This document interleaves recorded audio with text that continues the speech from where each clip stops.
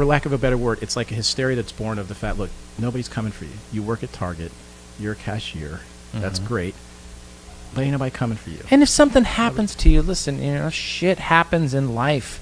You could be driving down the road, and I brought this up before, and I don't mean to bring it up all the time, but it just, this is one of those things where this subject comes up about our vulnerability as living, human, breathing beings, and those are my two nephews, and the little baby on the left, all right. He had passed away not last year, the year before, Thanksgiving Day in a car accident. Him and his brother and his mom were in a car, and somebody ran a red light.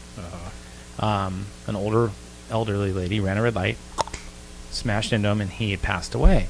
And he was 6 years old. And it's like, and my other nephew could have passed away too. He lived, and he's strong and healthy now, and so everything's good. But and here's where we talk about, by the way, yeah, automated technology would have prevented. Like, we took the keys from my parents, when they were in their 60s. That's when the driving stopped for them. Because you just see the slowdown. Like you're in the car with them, and you see something, and you're like, and you look over at them, and they didn't even notice, and you're like, that's it. And if you mention something, it's almost like, my parents were never that defensive. Like, that's awesome. The communication was open, and my mom was happy to let me drive, but it was just like, she's just blithely, and you're like, that's it, and you just start taking the wheel more, and then it was a very easy. I know friends that are struggling with it.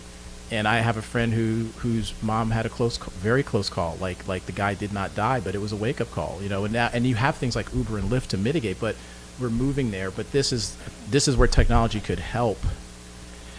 And also, I think that when they do this with autonomous vehicles, I believe it's going to be also segmented into the geographical locations, the motorways, the highways, the streets are also going to have this technology in itself. Yeah. At the corner, just like we have stoplights, there's going to be other technologies there to communicate with the vehicles as well. Yep. So that we have more, we can have more loss prevention. Yeah. In the case of and to what and not to